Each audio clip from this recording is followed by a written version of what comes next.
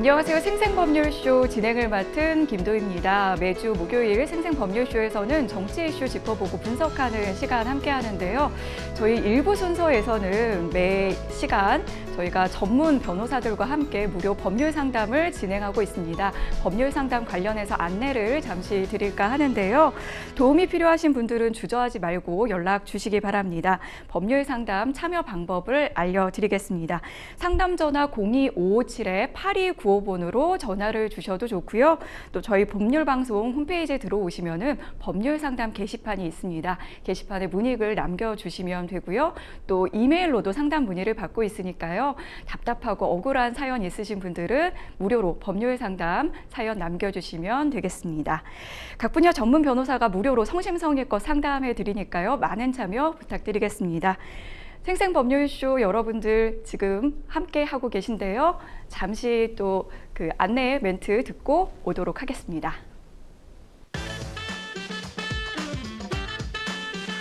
어렵고 복잡한 법률 문제로 고민하고 계신가요?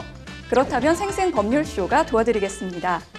생생법률쇼에선 민사, 형사, 가사 등 각 분야 전문 변호사들이 매년 800여 건의 법률 문제를 속 시원하게 해결해드리고 있는데요. 그럼 무료로 법률 상담을 받을 수 있는 3가지 방법, 지금부터 소개합니다. 첫째, 02-557-8295번으로 전화해 법률 상담 신청을 한다. 둘째, 법률방송 홈페이지에 접속해 법률 상담 게시판에 사연을 올린다. 셋째, 지금 화면에 나오고 있는 이메일 주소로 사연과 연락처를 보낸다. 속 시원한 법률 상담 프로그램 생생법률쇼. 지금 바로 상담 신청하세요.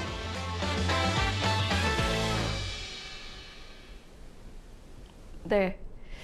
지금 이 방송은 유튜브를 통해서도 실시간으로 함께 방송되고 있습니다. 더불어서 많은 시청 부탁드리겠고요. 또 방송 중에 궁금하신 질문들 올려주시면 저희가 답도 해드리니까요. 많은 참여 더불어서 부탁드리겠습니다. 자, 오늘의 생생 코멘트 시작해 보겠습니다. 생생 코멘트는 요즘 가장 화제가 되고 있는 말은 무엇인지 그 말이 나오게 된 배경과 또 그 의미를 짚어보는 순서인데요. 지금 가장 핫한 정치 분야 생생 코멘트는 어떤 내용인지 함께 만나보시죠. 통신자료 조회는 적법한 절차. 네, 정치권에서 검찰의 통신조회 이슈가 뜨거운 감자입니다. 검찰의 대규모 통신조회를 두고 국민의힘 서범수 사무총장이 적법 절차에 따라 이루어진 일이라고 밝혔는데요. 민주당은 이재명 전 대표를 포함해서 최소 139명의 전화번호를 검찰이 확인한 것으로 집계를 했습니다. 그런데 이 통신조회, 일반적인 그런 정치인분들뿐만 아니라 이 기자까지도 굉장히 많은 수의 인원이 이 검찰의 통신 조회를 받은 것으로 알려지면서 지금 파장이 계속해서 커지고 있는데요.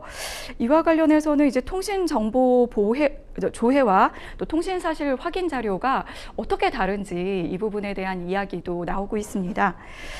통신 정보 조회 같은 경우에는 사실 법원의 영장이 없이도 이루어질 수 있는 건가 이렇게 일반 분들이 많이 좀 궁금해 하시기도 하는데 이 통신 사실 확인 자료하고는 조금 다른 측면이 있다고 합니다. 그러니까 통신 사실 확인 자료 같은 경우에는 이 법원의 영장이 필요한 측면이 있고요.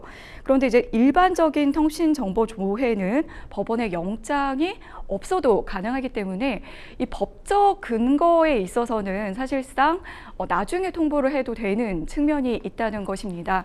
그래서 이와 관련해서 사실상 법적으로는 문제가 되는 것이 아닐 수도 있겠지만 그래도 이 기본권을 좀 침해하는 부분이 있지 않느냐 이런 이야기가 나오고 있습니다. 관련해서 좀 이야기를 조금 더 나눠볼까 하는데요. 저희가 생생법률쇼 매주 목요일에는 정치 이슈 짚어보고 있잖아요. 장유미 변호사님 모셨습니다. 안녕하세요. 네, 안녕하세요. 네, 장유미 변호사님.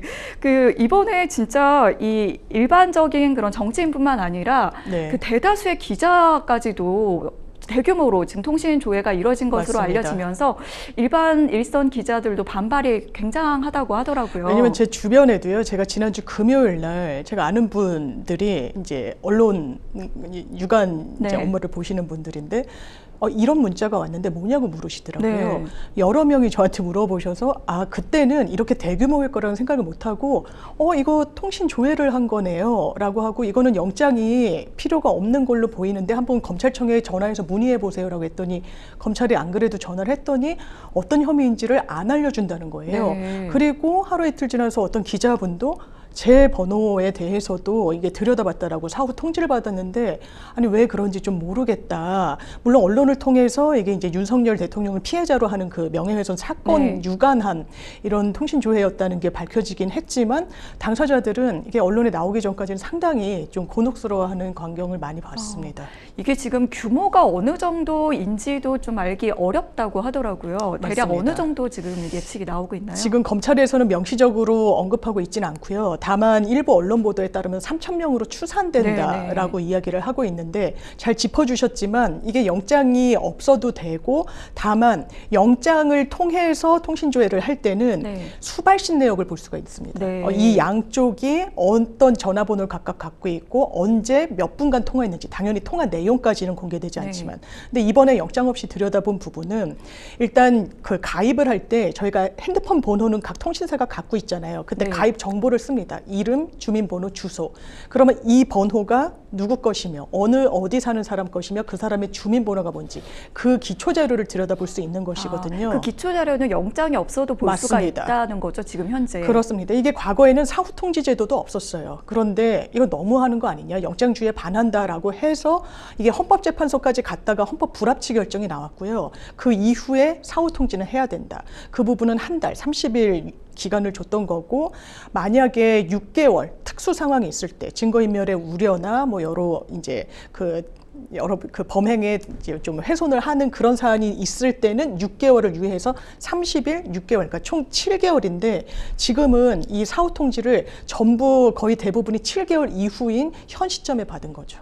그러면은 지금 이미 그 조회를 하는 시점이 지금 훨씬 7개월 더 전인 7개월 거죠. 전에 예, 있었고, 맞습니다. 지금 7개월 만에 지금 이제 사후적으로 이제 통지가 대규모로 왔다는 거죠. 그렇죠. 그래서 이게 사실상 무슨 뭐 증거인멸의 우려 등등이 있을 때 유예, 이제 한 번에 걸쳐서 30일에서 이제 60일 네. 유예가 되는 건데, 그 요건에 됐는지 과연 하나하나 헤아리지 않고 일괄적으로 한 것으로 보이거든요. 그래서 야당에서는 이건 총선, 왜냐면 1월 달에 들여다봤고 4월 달에 총선이 있었기 때문에 이 총선 때 이슈가 되는 것을 좀 저해서 이렇게 사후에 통지한 거 아니냐, 이런 입장 내놓고 있습니다. 그렇군요. 그런데 사실 이 통신자료 조회 논란이 처음은 아닙니다. 이게 여야 입장이 또 서로 바뀐 부분이 있는데요.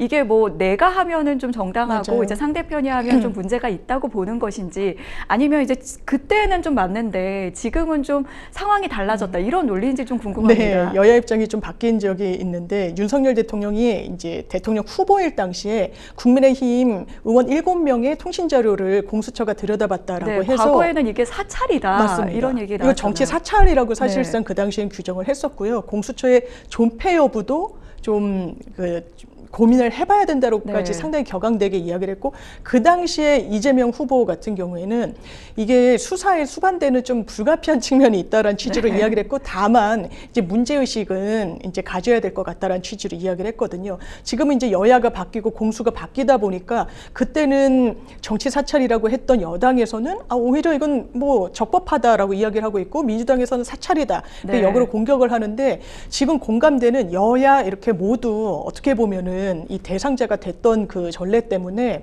뭐 권영세 의원 검찰 출신이죠, 권성동 의원 이제 여당 의원들도 이거는 영장주의에 입각해가지고 하는 게 맞겠다라는 입장 내놓고 있습니다. 네. 근데 이제 당사자 입장에서는 이게 뭐 법적으로 근거가 뭐 있다고 하더라도 좀 기본권이 좀 침해됐다라고 느낄 수 있을 것 같거든요. 그 부분에 대해서 좀 뭐 제도적인 개선이 좀 필요하다는 목소리도 나오고 맞습니다. 있습니다. 기본적으로 이 휴대전화만 알면 수천 명, 수만 명, 뭐 전 국민에 대해서도 사실상 제동을 걸 장치는 현재로서는 없는 거예요. 네. 사후 통지만 한다면. 그러면 이게 수사와 관련된 당사자들이라고는 하지만 참고인의 범위라는 건 사실 늘리면 늘릴수록 무한정 늘어질 수 있는 네. 겁니다. 그렇다면 모든 국민에 대해서, 많은 국민에 대해서 전화번호, 성명, 주민번호 이런 자료를 습득하는 게 과연 맞느냐. 그렇기 때문에 이거는 최소한 법원에 이게 수사와, 왜냐하면 법원이 영장을 내주는 비율이 금융 계좌 영장, 통신 영장 거의 99%에 수렴하는 것도 맞습니다. 하지만 그래도 기각하는 사례가 없지는 않아요. 이게 수사와 관련성이 있는지, 얼마나 긴밀한 연관관계가 있는 정보인지, 그래서 들여다볼 필요가 현 단계에서 있는지를 어쨌든 법원이 제3자로서 보는 것이거든요. 근데 이 통신자료 조회 같은 경우에는 그런 절차 자체가 없다 보니까 최소한 법원의 스크린은 받아야 되는 거 아니냐. 그리고 사후 통지와 관련해서도 7개월. 그러면 이미 들여다볼 건 다 들여다보고 네. 다 까먹고 있을 때 수사도 그냥 종결된 그 시점에 인지하게 되는 거거든요. 네. 그리고 실제로는 무슨 죄와 관련해서 내가 통신조회가 노출됐는지 당사자들은 알 수가 없어요. 그래서 지금 입법론으로는 말씀드린 대로 법원의 통지를 받아야 된다는 논의가 네. 하나 있고요. 하나는 사후 통제를 할 때 정확하게 어떤 혐의와 관련해서 무슨 범죄와 관련돼서 본인의 통신조회가 이렇게 들여다보게 됐는지를 좀 제도적으로 정비해야 된다, 이런 목소리 나옵니다. 네, 제한적으로 이루어져야 한다. 그리고 또 규모와 범위를 좀 일정 부분 좀 명시할 필요가 있다는 느낌이 듭니다. 자, 이어서 다음 생생 코멘트 만나보겠습니다. 진성준 입장은 당론 아냐. 네, 진성준 민주당 정책위 의장의 어떤 입장에 대한 얘기일까요? 네, 최근 주식시장 폭락 이후에 진성준 정책위 의장에게 불똥이 튀고 있습니다. 진성준 정책위 의장이 금투세 추진을 좀 밀고 있기 때문인데요. 한민수 대변인 YTN과의 인터뷰에서 진성준 정책위 의장의 발언이 민주당의 입장이라고 볼 수는 없다, 이렇게 선을 그었습니다. 네, 지금 민주당에서도 약간의 혼선 비슷한 게 있는 건 네, 사실인 그 것 안에서도 같습니다. 여러 가지 그 맞습니다. 목소리가 있는 것 같아요. 그런데 이 금융투자소득세라는 금투세라는 거는요, 민주당이 문재인 정부 때 주도해가지고 통과시켰던 법안입니다. 네. 원래는 2023년도에 도입이 됐었어야 돼요, 작년에. 네. 그런데 이게 시장의 반발이 있으니까 2년 유예를 했습니다. 내년 도입이 될 예정이었던 거예요. 네. 이건 민주당에서 사실상 추진을 했었기 때문에 금투세 도입은 어떻게 보면 당론이라고 할 수 있었는데, 네. 이게 이재명 대표가 이제 전당대회 출마해서 정책 이제 발표를 하면서 이 금투세 같은 거는 좀 유예를 하거나 조금 손질할 필요가 있지 않겠느냐라는 문제의식을 던져요. 네. 지금 이재명 대표는 유력한 차기 당대표입니다. 네네. 그러니까 민주당에서도 다 중도 확장성을 위해서, 그리고 1,400만 명의 개미 투자자들을 위해서는 이거를 더 유예하거나 아예 폐지해야 된다, 이런 입장이 나오는 거고, 지금 정책위 의장이 진성준 의원이거든요. 네. 진성준 의원은 강한 반대 입장 나타내고 있어요. 그래서 막 많은 일단 시민들이 항의를 하고 있고, 뭐 의원실에 전화도 한다고 그러고, 네. 홈페이지에 항의성 글을 올리고 있는데, 이 민주당에서 지금 의견이 일치하지 않고 있다는 한 단면을 보여주는 것 같습니다. 네. 그런데 이 안에서도 어쨌든 당론을 좀 정해야 되는 측면이 있을 텐데요. 이게 안에서도 갑론을박이 오가는 사안이긴 한데, 뭐 이재명 전 대표 이전과는 다르게 좀 다소 완화된 입장을 보였던 부분이 있고요. 이제 완화나 유예가 아닌 아예 폐지까지도 사실 갈 수 있을까, 이 부분이 좀 궁금한데 변호사님은 네. 어떻게 보고 계신가요? 저는 개인적으로 폐지는 맞지 않다라고 생각하고요. 이 정부에서도 뭐 글로벌 스탠다드 이야기를 하면서 금투세를 폐지하는 것이 맞다라고 하는데, 글로벌 스탠다드는 금융 선진국들은 네. 이 금투세를 다 도입하고 있습니다. 미국, 영국, 일본 다 그래요. 네. 이 금투세는 기본적으로 주식, 채권, 뭐 이런 코인 등과 관련해서 양도 차익이 발생했을 때, 그것도 그냥 발생했을 때 아닙니다. 1년에 5천만 원 이상 발생했을 때 네. 22% 과세하겠다는 거예요. 그러면 소득 있는 곳에 과세하는 게 원칙입니다. 다른 국가들도 그렇게 하고 있어요. 그런데 지금 1,400만 명이 일반 개인 투자자들이라고 합니다. 그 과세 대상이 되는 건 14만 명이에요. 1%밖에 되지 않아요. 네. 그런데 많은 투자자들이 주식 투자는 꿈을 먹고 희망을 먹고 산다고 하잖아요. 네. 그러니까 이 부분과 관련해서 나도 5천만 원 소득 올릴 수 있는데, 이런 네. 얘기를 하는 거예요. 그리고 내가 주식으로 이를테면 1,000만 원 냈는데 1,000만 원을 다 잃어버렸다. 그때 나한테 국가가 보상해 주는 게 뭐가 있냐 하는데 실질적으로 주식으로 이렇게 손실을 보게 되면 세금을 냈다라고 하면 그건 환급 조치를 하게 됩니다. 5년새. 그런 보완책이 있는 부분이 있어서 이 부분은 민주당에서는 후퇴하는 부분과 관련해서는 상당히 우려의 목소리가 있는 것도 사실이고 또 한 축으로는 이게 대통령의 공약이었고 여당에서 추진하는 감세 정책의 일환이기 때문에 민주당이 그걸 덥석 받았을 때 중도 확장이 아니라 오히려 지지하는 부분과 관련한 갈등이 있을 수 있다는 우려 나옵니다. 네. 그런데 이번에 이제 주식이 이제 그 폭락했고 이렇게 증시가 이제 출렁일 때마다 금투세 논란이 계속해서 반복되지 않을까 하는 우려가 있는데요. 이런 가운데 이제 한동훈 대표가 민주당을 향해서 금투세 폐지 토론을 하자 이렇게 제안을 했습니다. 민주당에서는 다소 좀 엉뚱하다는 평가까지 나오고 있는데요. 이게 어떤 맥락에서 나오게 된 걸까요? 왜냐면요, 이제 금투세 관련해서 국민의힘 입장에서는 이재명 대표가 전향적인 입장을 보였으니까 토론하자라고 하는데 토론 자체는 회피할 필요가 없죠. 다만 지금 민주당이 전당대회 중이에요. 이 당대표와 지도부가 아직 세워지지가 않았습니다. 그러니까 원내대표가 당대표 대행을 하고 있긴 하지만 지금 민주당에 여러 설왕설래가 있는 가운데 정리된 입장이 나오지 않는 상황에서 토론이란 건 사실 민주당으로서는 할 수가 없는 상황인 거예요.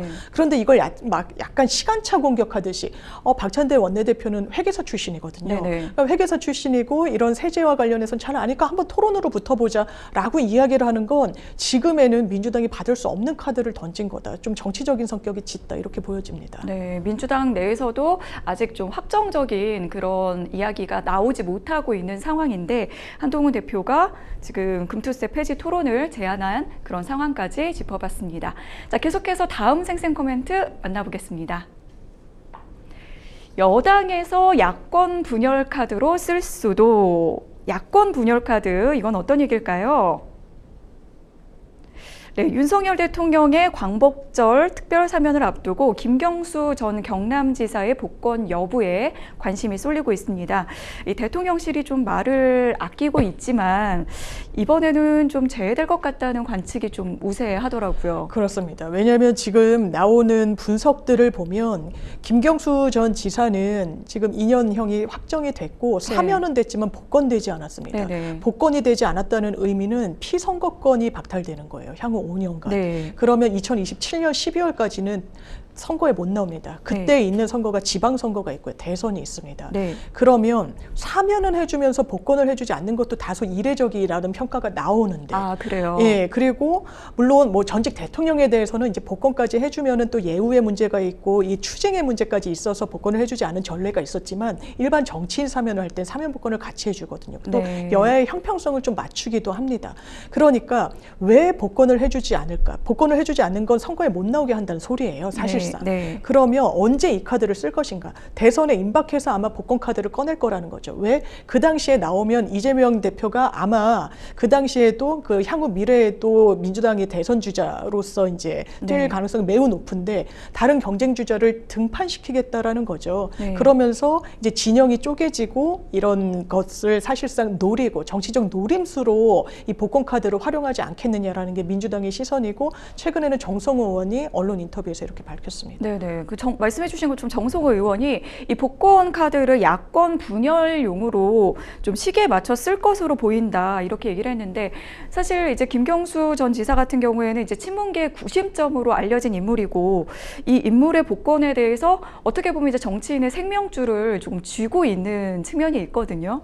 어떻게 될 거라고 좀 보시나요? 일단 이 부분과 관련해서는 대통령의 권한인 거예요. 그러니까 대통령이 특별 사면을 하는 뭐 8.15니 뭐 광복절이니 뭐 크리스마스 즈음이니 다 그때 분기 때마다 복권에서 됐지만 이제 사면은 됐지만 복권에서는 다시는 복권이 되지 이 지금 시점엔 안 될 거다라는 이야기가 나올 때마다 대통령실 발로 아니면 여권 발로 나왔던 이야기는 이거 민주당에서 요청하지 않았는데? 라는 거였어요. 그런데 그 말은 오늘도 유인태 전 사무총장이 나와서 하는 말이 이거는 요청하고 이런 게 아니에요. 대통령의 결단이에요. 사면권은 대통령의 헌법상 권한이기 때문에 어떤 정치적 의도 없이 하면 됩니다. 지금 일각에서는 조윤선 전 장관, 박근혜 전 대통령의 국정농단 사건에 연루돼서 실형을 받았었죠.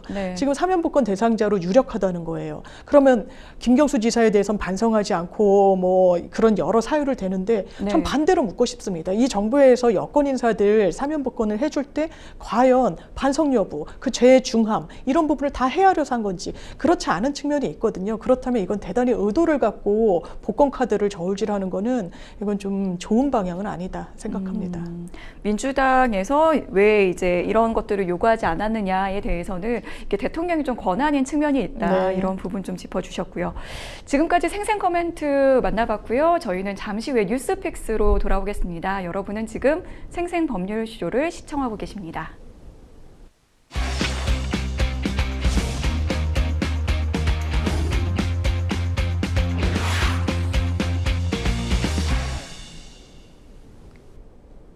분야별 가장 핫한 소식을 집중 분석해보는 시간 뉴스픽스 시작합니다.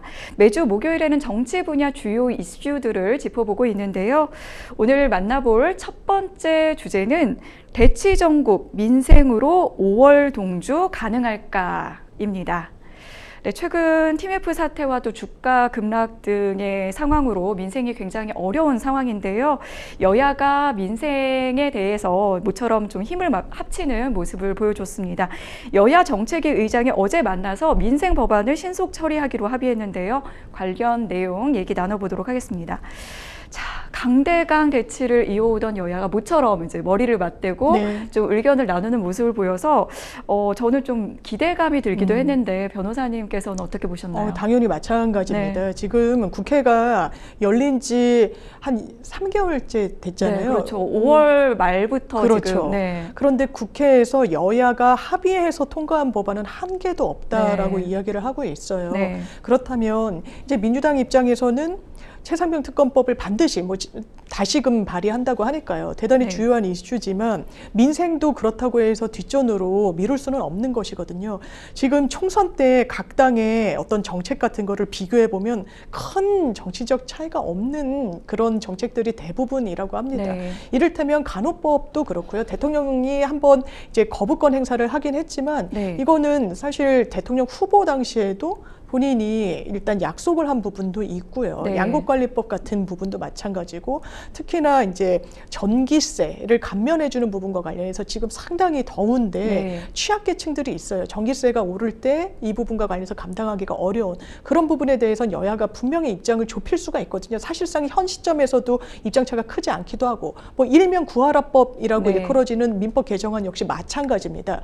그렇다면 민생 법안을 여야 합의로 그냥 민주당은 민주당 일당으로 그리고 국민의힘은 그냥 필리버스터로 이렇게 막고 그러니까 계속 공세를 주고받는 그런 어떤 악순환에서 벗어나서 이제는 한번 민생 법안에 대해서 논의해보자. 그래서 상설 정책위 협의 기구도 만들자라고 논의를 하고 있어서 이 부분은 고무적인 것 같습니다. 네, 그 말씀해주신 것처럼 이제 간호법 이야기가 이제 가장 그래도 여야가 좀 이견이 좀 덜한 법안으로 지금 꼽히고 있는 것 같은데요. 어떻게 8월 국회 내 처리도 좀 가능할 수 있는 측면이 있을까요? 그런데 이것도 좀 어려운 네. 부분이 있는 것 같은데요. 네. 일단 명칭부터 이제 민주당에서는 간호법이란 것 자체는 없습니다. 그냥 네. 의료법 안에 부수해가지고 이제 인력은 이제 의사를 지원한다는 취지로 이제 네. 있는 건데 간호법이라고 법을 명시해서 만들어야 된다라는 건데 국민의힘은 그 정도까지 나아갈 필요는 없고 간호사 등에 관한 법률이라고 하면 된다라고 네. 이야기를 하고 그 당시에 간호법 제정할 때 간호사 직역에서는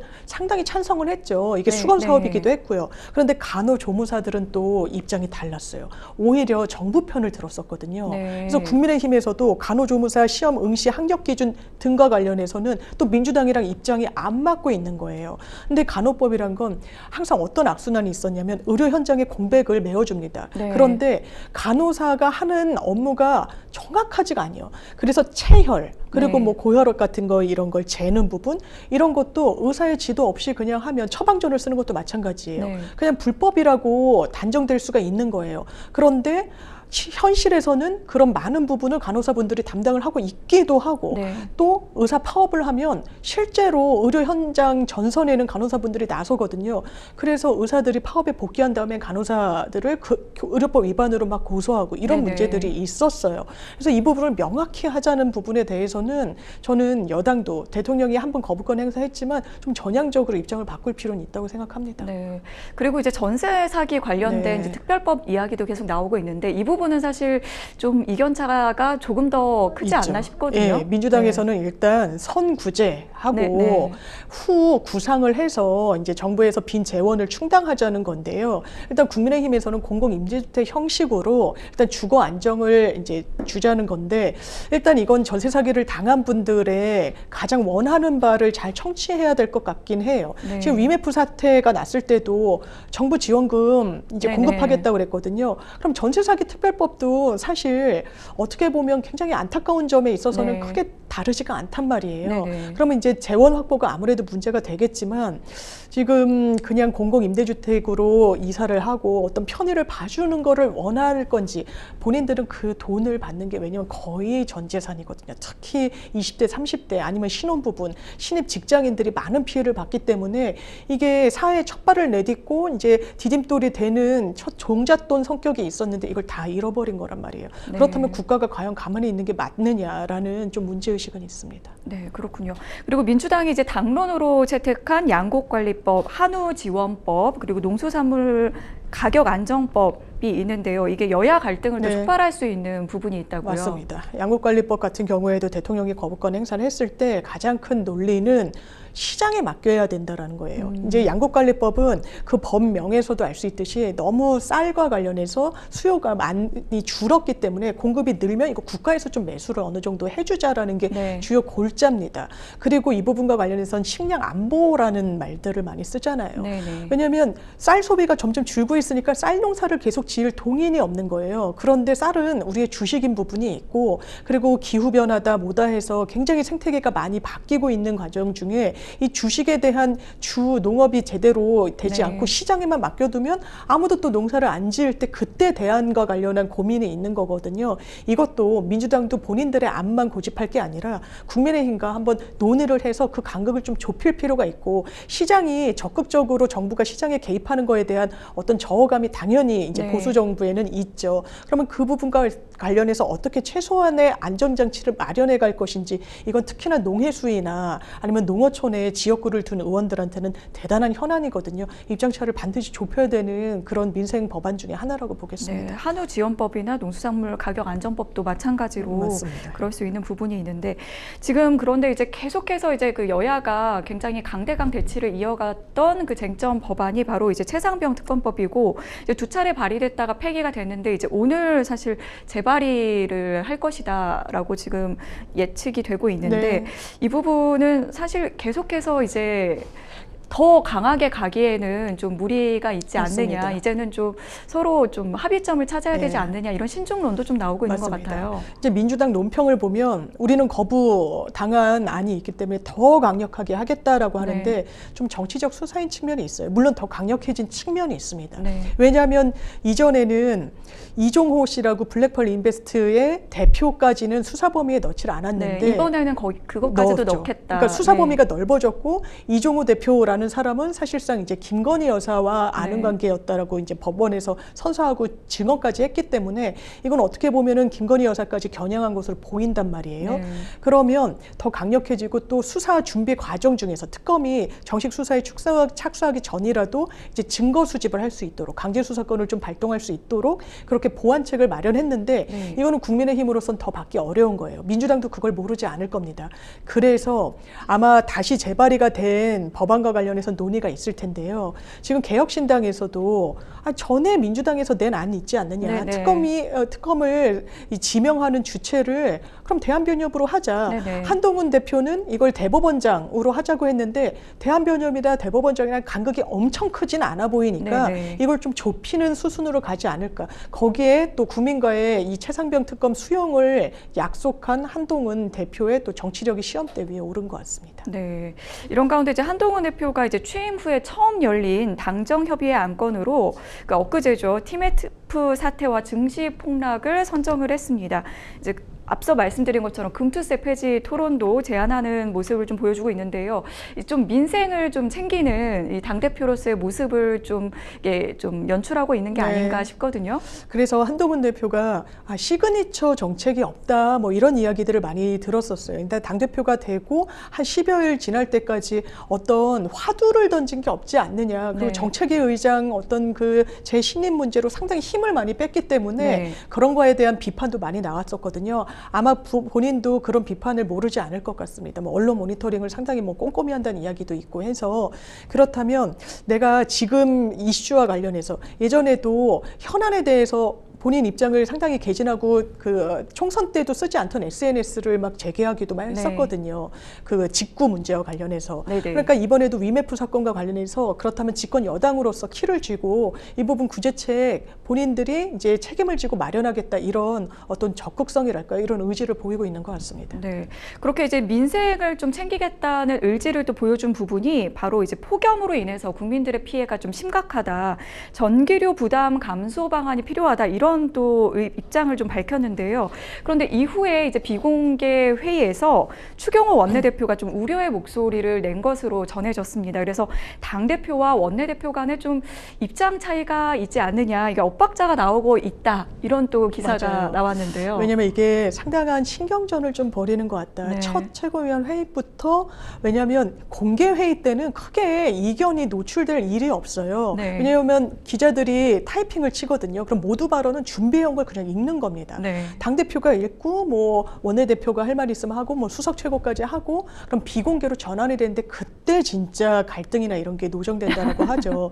그래서 전기세와 관련해서도 이제 감면이 필요하다. 네. 이런 입장 얘기했는데 사실 한전이 상당한 재적 적자가 심해요. 네. 지금 농촌에 지급되는 전기료 같은 거는 상당히 면세가 많이 되는데 그것도 이런 혜택을 줄여야 된다라는 게 한전 입장인 건 맞거든요. 네. 근데 추경호 기획재정부 장관이었잖아요. 이건 정부 정책과 좀 결이 맞지 않는 부분이다. 제동을 건 겁니다. 그리고 지금 언론 보도를 보면 김재현 최고도 계속해서 쓴소리를 던지는데 한동훈 그 대표에 대해서 잘 몰라서 그러는 거다. 뭐 이런 네. 취지로 어떻게 보면 면박이고 그 당시에 그러면 신임 정책위 의장이 힘을 실어줬느냐. 또 뭐 그렇지 않다라는 이야기가 나와요. 네. 그래서 한동훈 대표는 일단 대통령과의 갈등은 기정사실이고요. 그 전제에서 이 당을 꾸려나가야 되는데 이 비공개 회의에 한 일면이 언론을 통해 나오면서 쉽지 않은 상황이구나를 또 보여주고 네. 있습니다. 계속해서 이제 새로운 당대표의 리더십을 좀 시험하는 것 같은 그런 장면들이 좀 연출이 되고 있는데요. 최근에 이제 한동훈 대표는 원내 소통을 위해서 릴레이 오찬을 진행을 했습니다. 이 반대 세력을 통합하는 이 과제를 또 어떻게 해결해 나갈지가 또 관심인데 지금 이제 친한계 인사를 이제 주요 당직에 인선을 하면서 네. 사실 이제 5대4라고 이제 좀 과반을 맞습니다. 차지하면서 좀 당내 좀 장악력을 확보를 했다라는 평가가 나오고 있는데 이 부분으로 인해서 오히려 이제 그 좀 당내 갈등을 좀 줄이는 데 도움이 될 수 있을지 아니면 또 다른 갈등으로 좀 이어질까 이게 또 초미의 관심사 같아요. 일단 갈등이 바로 수면 위로 오르진 않는 것 같아요. 네. 오늘도 한 일간지에서 이른바 친윤 한 30명 정도가 같은 단톡방에도 있다고 하는데 지금 처음에는 한동훈 대표가 되면 대통령이랑 이렇게 각을 세웠는데 또 김건희 여사의 문자를 뭐 이른바 일식했다는 네. 논란도 있었기 때문에 가만두지 않을 것이다. 뭐 3일 천하로 끝날 것이다. 네, 네. 그 프로젝트를 가동하겠다. 막 이런 이야기를 했었단 말이에요. 네, 네. 근데 지금 그럴 힘도 없다는 거예요. 대통령이 그럴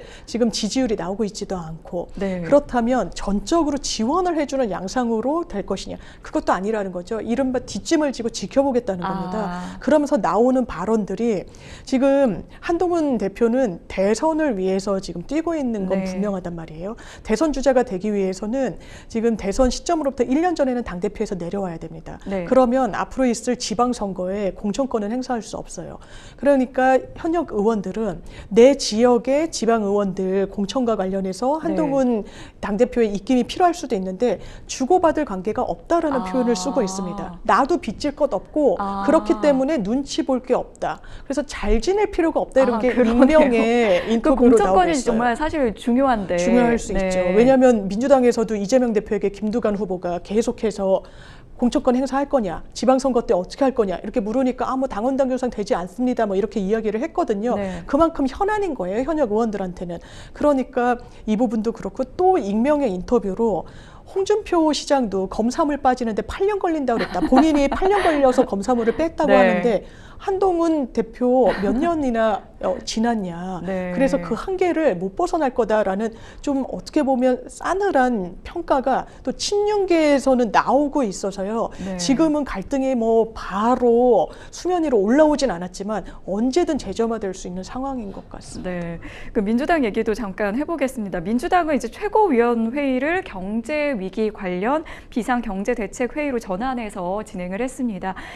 그러면서 이제 정부와 여당의 경제 비상 상황 대처를 위한 영수회담 그리고 민생 입법의 거부권 행사 중단 등을 이제 요구를 했습니다.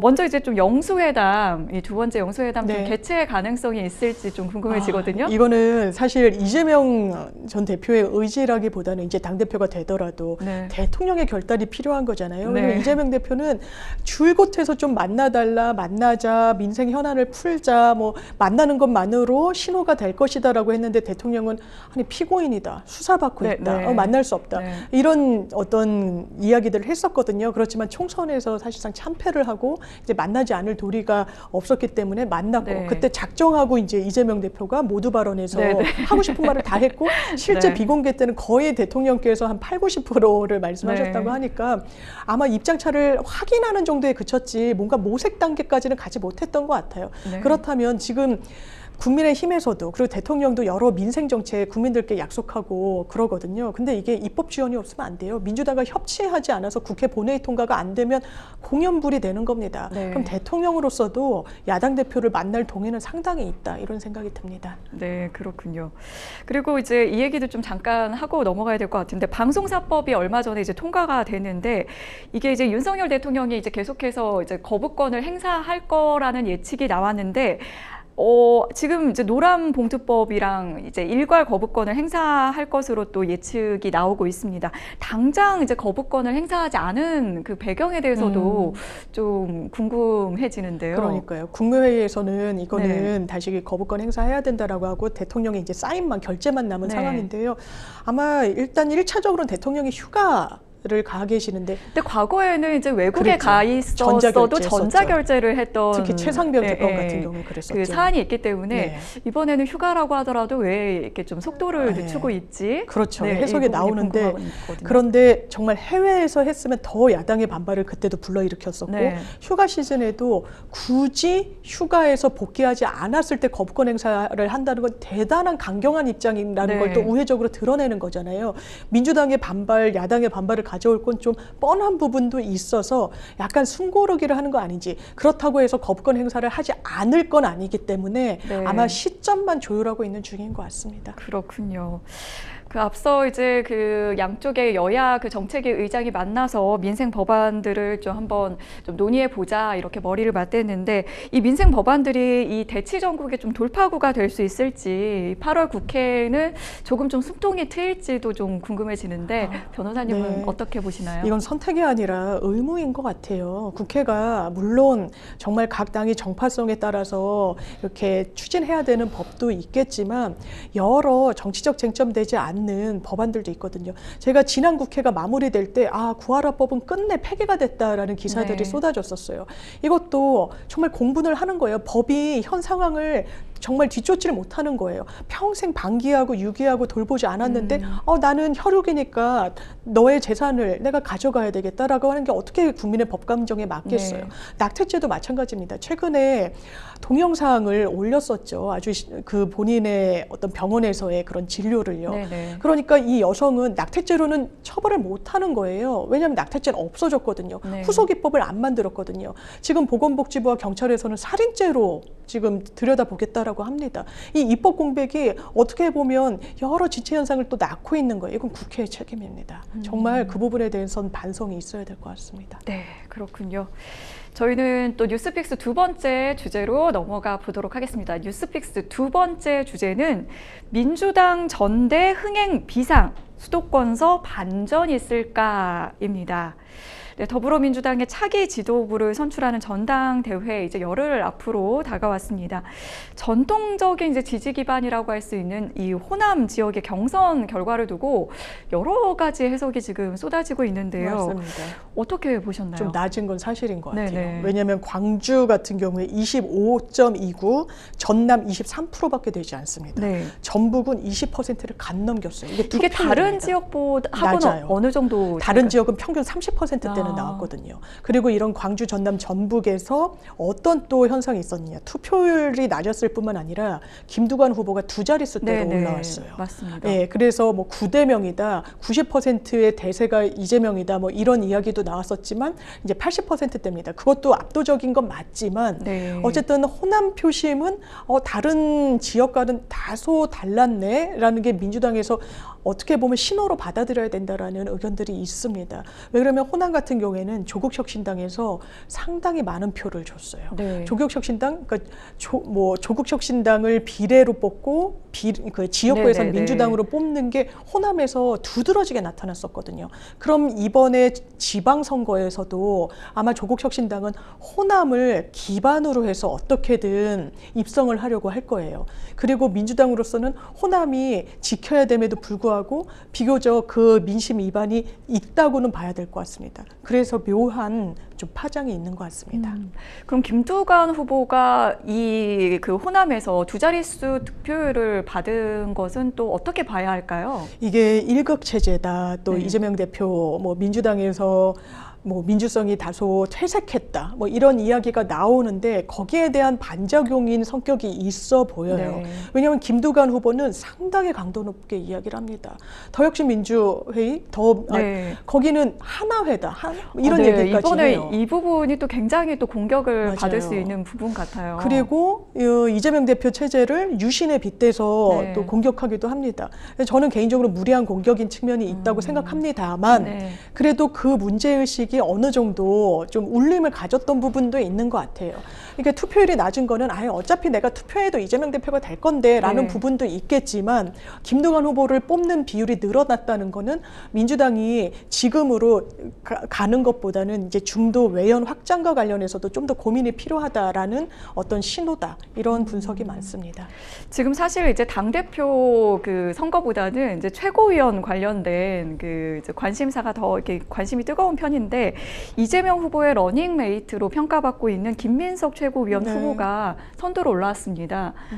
그리고 지금 이제 그 원외 돌풍을 좀 일으키고 있던 정봉주 후보는 2위로 밀려났지만 뭐 역시 안정권이라고 볼 수 있겠고 지금 이제 민영배 한준호 후보의 약진이 좀 눈에 띄는데 결국에는 이제 3위에서 5위 이 안에 그 싸움이 가장 좀 치열할 것으로 예상이 되고 그렇죠. 있어요. 오히려 관전 포인트는 최고위원 선거에 더 많은 것 같은데요. 네. 처음에는 정봉주 현상이라고 할 정도로 네. 압도적으로 수석 최고가 되겠구나. 네네. 그러니까 제1 득표를 한 최고위원이 되는 거 아니야? 라는 이야기들이 있었었죠. 그런데 좀 주춤합니다. 이른바 잼카의 여러 이제 모든 후보들을 태웠었는데 그때 이재명 대표가 특히 김민석 의원에 대해서는 아니 표가 이렇게 안 나왔다고요? 왠 처음에 좀 고전을 면치 못했었거든요. 네. 제주, 뭐 인천, 뭐 이런 지역에서 그러니까 제가 이렇게 표가 안 나왔어요라고 하면서 이재명 대표가 김민석 후보를 미나 보다 이런 기류가 있고 실제로 지도부 입성 수석 최고위원이 될 가능성이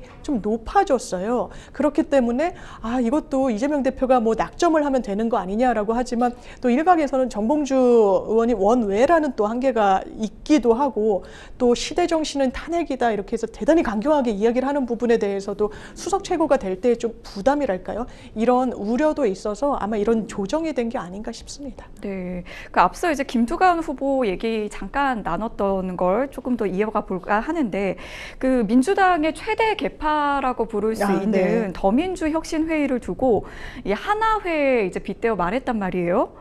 이게 사실 전두환 그 신군부 그 맞습니다. 독재를 도운 하나회 이제 비유를 하다니 이거는 좀 모독을 넘어서 모욕이다. 사과를 해라. 네. 이런 비판이 쏟아졌어요. 그러니까 더민주혁신회의는 이제 친명을 표방한 민주당 내 단체인 건 맞아요. 네. 이제 민주당에도 여러 개파가 있었습니다. 제가 예전에 이제 국회 출입할 때는 네. 그때는 정동영 의장이 있었고 김근태 의장이 있었어요.